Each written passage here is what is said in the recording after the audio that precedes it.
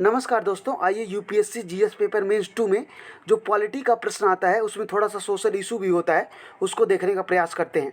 हमारा प्रश्न दिया है कल्याणकारी योजनाओं तक पहुंच बनाने में ट्रांसजेंडर व्यक्तियों को जिन संरचनात्मक और सामाजिक सांस्कृतिक बाधाओं का सामना करना पड़ता है उस पर चर्चा कीजिए। उनके बेहतर समावेशन के लिए विशिष्ट उपाय प्रस्तावित कीजिए। ठीक है, इसको हमको 250 वर्ड में आंसर लिखना है। और जितने भी लोगों का यूपीएससी 2026 का प्रीलिम्स एग्ज़ाम क्लियर हो गया है उनको बहुत बहुत बधाई।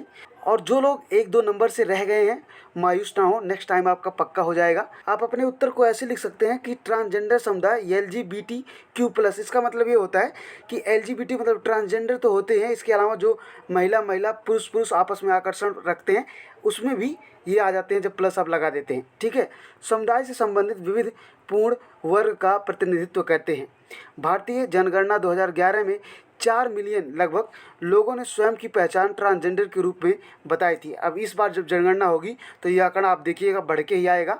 ठीक है, ट्रांसजेंडर के समक्ष बाधाएं क्या हैं, इसके 2-4 पॉइंट लिखेंगे। पॉइंट नंबर 1 आप लिख सकते हैं संरचनात्मक चुनौतियाँ।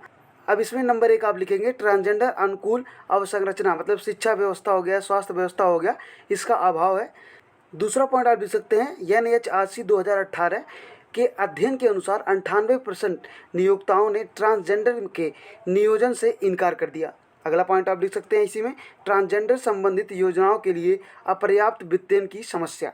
ठीक है, अब इसमें पॉइंट नंबर D आप लिखेंगे भौतिक अवसंरचना में सीमित निवेश, ट्रांसजेंडर अनुकूल प्रौद्योगिकी का अभाव। ठीक है, देखते होंगे टॉयलेट भी कहीं बना हुआ है तो वहाँ पे महिला और पुरुष लिखा हुआ होता है, वहाँ पे ट्रांसजेंडर की ऐसी कोई व्यवस्था नहीं होती है।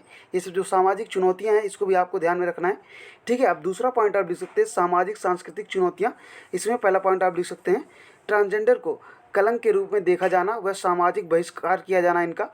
दूसरा पॉइंट आप लिख सकते हैं शिक्षा का निम्न स्तर राष्ट्रीय औसत से काफ़ी कम है, लगभग 59%। ठीक है, पॉइंट नंबर 3 आप लिख सकते हैं बाइनरी स्कूल प्रणाली। बाइनरी मतलब लड़का और लड़की का इसमें होता है, ट्रांसजेंडर का कोई स्थान नहीं होता है। अगला पॉइंट आप लिख सकते हैं स्वास्थ्य सुभेद्यता। NFHS 5 के अनुसार ट्रांसजेंडर में A to D5 की संभावना आमजन की तुलना में 20 गुना अधिक है। ठीक है, पांचवा पॉइंट आप लिख सकते हैं मनोवैज्ञानिक तनाव। अगर इसके बारे में हम देखें तो राष्ट्रीय मानसिक स्वास्थ्य सर्वेक्षण के अनुसार ट्रांसजेंडर में मानसिक जो तनाव है आम जन की तुलना में काफ़ी ज़्यादा है। बेहतर समावेशन के लिए क्या उपाय किए जाने चाहिए, इसके 4-5 पॉइंट आप लिख सकते हैं। पहला पॉइंट आप लिख सकते हैं सामाजिक मनोवृत्ति में परिवर्तन लाना चाहिए।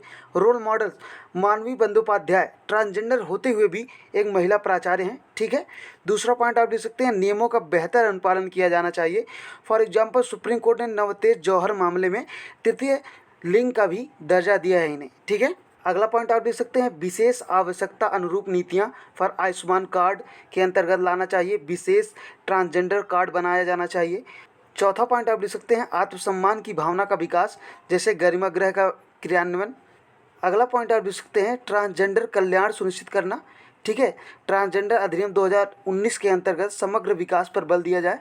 ठीक है, इतना सब लिखने के बाद आप अपने उत्तर का अंत इस निष्कर्ष से कर सकते हैं कि ट्रांसजेंडर हमारे समाज का भाग व हमसे विशिष्ट हैं। इन्हें सामुदायिक सहयोग, विधिक सशक्तिकरण, आत्मसम्मान विकास द्वारा सशक्तिकृत किया जाना चाहिए। Thank you so much for watching this lecture.